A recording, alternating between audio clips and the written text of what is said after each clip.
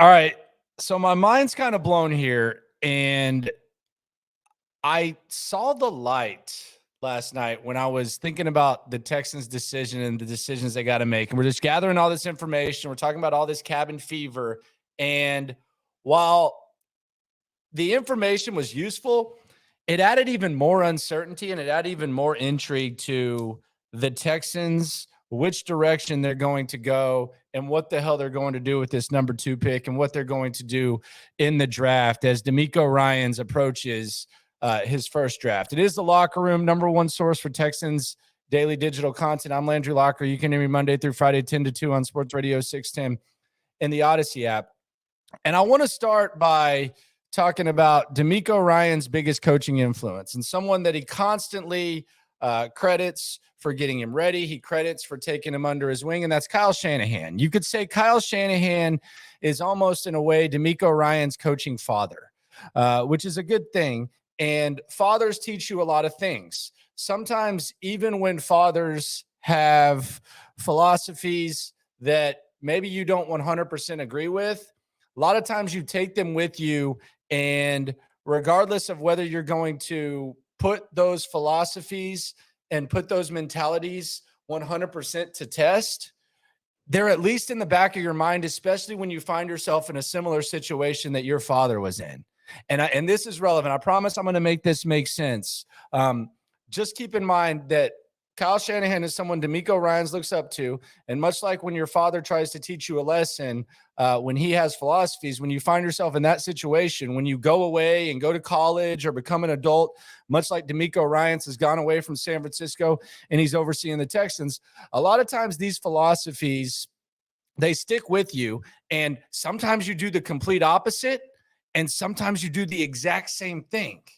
But the line of thinking is in some way, shape, or form, whether it's something that you dismiss or something that you put to practice, the actions that you went through, they stick with you. So let's go to 2017 in San Francisco. The San Francisco 49ers. DeMeco Ryans was beginning his coaching career as a quality control coach under first-year NFL head coach Kyle Shanahan. Now, like the Houston Texans, the San Francisco 49ers, the 2 previous seasons, they'd had 2 one-and-done coaches. They had an organization that was highly scrutinized. They had an organization that was very criticized. Jed York was looked at as someone who just inherited the team. He didn't know what the hell he was doing. Sounds a little bit familiar now. People didn't think he knew what he was doing, but he hired the right coach, and the entire vibe around there seemed to change, although it was somewhat of a slow process. They didn't do very good in the first couple of years, but you look at the situation, you look at the fact that there was a falling out with a coach, Jim Harbaugh in San Francisco, Bill O'Brien in King Bill in Houston, 2 one-and-done coaches, a scrutinized organization, a relatively new guy calling the shots, and Kyle Shanahan was walking in to that situation. It's very similar to here. It's post Jack and Bill. You're looking for a lot of things. 2 one-and-done coaches, and DeMeco Ryans is in this similar-ish situation that his coaching father, Kyle Shanahan, found himself in. Now, this is where it gets crazy, and I've brought this stuff up. So you might be thinking, well, what does this have to do with the draft? Like, how is this new information? You've done videos about this, Landry. You've talked about this on the show. But this is where it gets interesting as we approach the NFL draft. And this is where, as we sit here 15 days away from the draft, this is where it gets really interesting. And you start to wonder, how is DeMeco Ryans going to take the philosophy, the lessons from his coaching mentor, Kyle Shanahan, and how is he going to put that to practice 15 days from today when he goes to the NFL draft?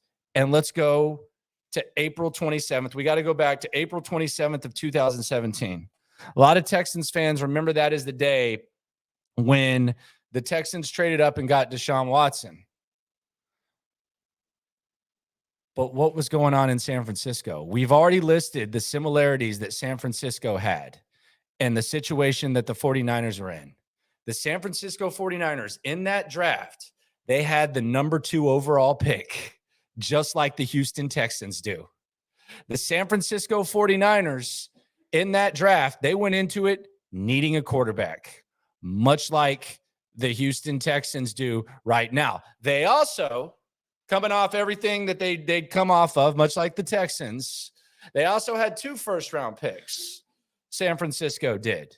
And there were a number of quarterbacks that were being discussed like there is right now. Now, San Francisco made a mistake, and Kyle Shanahan has talked about this mistake.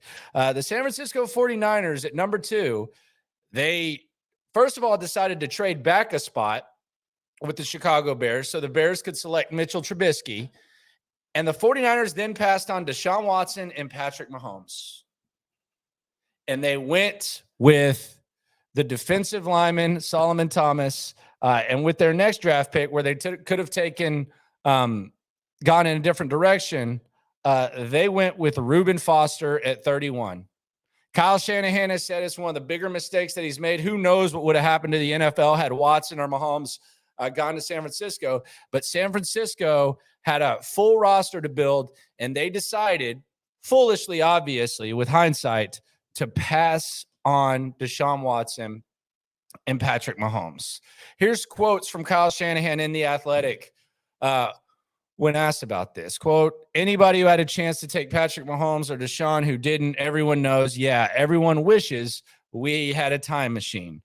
Shanahan says. So the obvious right there with Shanahan, obviously he screwed up, and if he could go back, he would do it. But let's look at the philosophy, and let's go back to sometimes your mentors have philosophies that might stick with you, and it's a matter of how you take them. Here was what Kyle Shanahan had to say about why they decided not to go quarterback. Quote, when I came here, I think we had the 32nd ranked defense, the 31st ranked offense. We didn't have a quarterback. And you have the second pick in the draft, much like the Texans do, and you look at all the stuff. Now, before I came here, I had a very good idea that we would be able to get a free agent quarterback the next year that I knew could win. He's talking about Kirk Cousins. So you're looking into these rookies. We've got the second pick in the draft, and no one at the time was considering those guys top 5 picks, top 10 picks, but people knew they had some ability. Shanahan goes on. When we came here, my goal was always to hopefully build the D-line. I thought the D-line is kind of what gets you to the Super Bowl. But you've got to have a quarterback to do it. So which one is going to come first? And you have guys that weren't being classified as top 10 picks yet because no one thought they were exactly a slam dunk, and you don't want to make that risk or, have something next year. So why don't you just look at other possibilities and try to build this team, because our team isn't totally ready exactly for a quarterback right now. Close quotes. That's some crazy stuff there. So I know Kirk Cousins isn't on the market, but what Kyle Shanahan just said, and DeMeco Ryans was in these coaches meetings. He's talked about he's been in those coaches meetings. Kyle Shanahan just said, we looked a year ahead when it came to getting a quarterback because we like that quarterback. Next year's draft, there's some pretty damn good quarterbacks in it, and the Texans have multiple first-round picks. He said he believed, and this is what he's telling his coaching staff, he believed that you got to build a D-line in order to get to the Super Bowl. Who's the other guys that we're talking about the Texans taking if they don't take a quarterback? We're talking about Will Anderson. We're talking about Tyree Wilson. We're talking about going defense and going a different direction. That's the philosophy from Kyle Shanahan. The mistake is obvious. The philosophy from Kyle Shanahan matters too. Now, which one matters more? That's where it gets interesting, and that's where it becomes even more uncertain around here, because it's about what DeMeco took from his mentor. What did he take from his coaching father? What does DeMeco make of all this? When DeMeco's on his own and he's sitting there at number 2 and he's looking for a quarterback, what does he make of it? Now, some people will say you just take the quarterback. Kyle Shanahan didn't believe that. You don't just take the quarterback to take the quarterback. Kyle Shanahan wasn't in a hurry. Kyle Shanahan, and this is the other thing, Kyle Shanahan was trusted to turn stuff around. You had 2 one-and-done coaches. You had turmoil. I'm supposed to be the one to turn this around. Sound familiar? That's the way we talk about DeMeco Ryans. So Kyle Shanahan was not in a hurry. DeMeco Ryans is not in a hurry. He has not had to suffer the last few years like Nick Caserio has. He is, and I don't know that Casario's in a hurry. He has not had to go through what fans have gone through the last 3 years. Furthermore, he sat in a room with someone he looks up to and heard him talk about this philosophy. So does DeMeco Ryans look at this and say, I like the philosophy Kyle had, and the reality is Kyle Shanahan could make these mistakes because he was such a good coach? Or does he think it was a good philosophy, it just didn't pan out? We didn't know that Patrick Mahomes and Deshaun Watson were going to be this good. Those guys went to the outside the top 10. So we didn't know that. But we do know that Kyle Shanahan had this philosophy. He just laid it out for you. So how does that make DeMeco Ryans feel? What does he learn from 2017? We saw the San Francisco 49ers trade back a spot. If a team trades with Arizona, do the Texans decide to trade back a spot? Now, Solomon Thomas didn't end up being the game changer that you would hope. But if a team trades up and they want to move back a spot like Kyle Shanahan did and the Texans want to get an extra third-round pick and then draft Will Anderson, could DeMeco Ryans do what the San Francisco 49ers did there? Does he focus on the mistake? And does this just increase his fear? And he doesn't want to pass on Deshaun Watson or pass on Patrick Mahomes? Does this mean that he wants to take a quarterback at 2? Does this increase? Is this in a crazy way increase DeMeco Ryans? Because he looks back and says, yeah, we went to a couple of NFC championships games. We went to a Super Bowl. But man, I would have multiple rings on my finger had I had Deshaun Watson or Patrick Mahomes. I don't want to pass on that. Give me CJ Stroud. Does he focus on the mistake that was made? Does he overanalyze the quarterback situation? Or does he focus on the philosophy? Is he not in a hurry? He doesn't have any reason to be. DeMeco Ryans isn't on the hot seat. I don't think that Nick Caserio's on the hot seat. Don't think. But Nick Caserio probably is a little bit more anxious to get a quarterback than DeMeco Ryans. We've heard DeMeco Ryans talk about who he looks up to. He looks up to Kyle Shanahan. We just heard the philosophy. Build a team. If you want to find a quarterback, look a year ahead. It was Kirk Cousins there. Could it be one of these guys in the draft next year? D-line wins. Trade back from 2.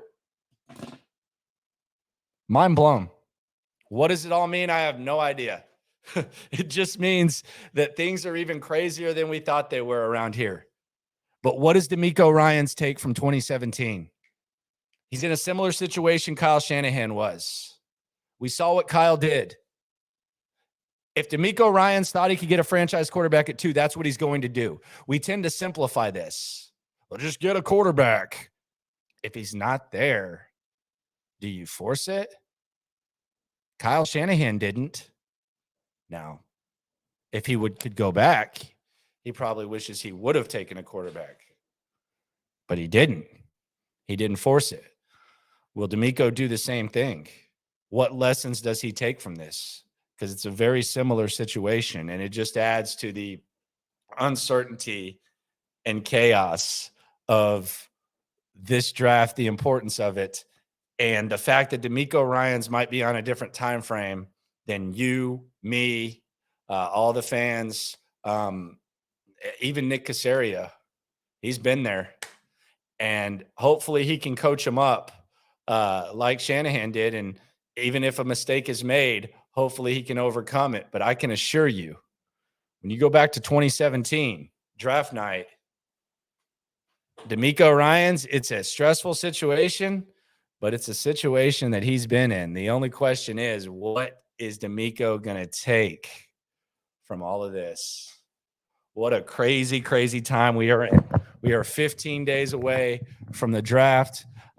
It seems like we have more questions now than we did before. And fortunately, the Texans have a coach making these decisions. Now he's going to have to work with the GM, but he has a coach. We have a coach making these decisions that has been here before. What does he take from it? Is he focusing on the mistake? Is he focusing on the philosophy? What does it all mean?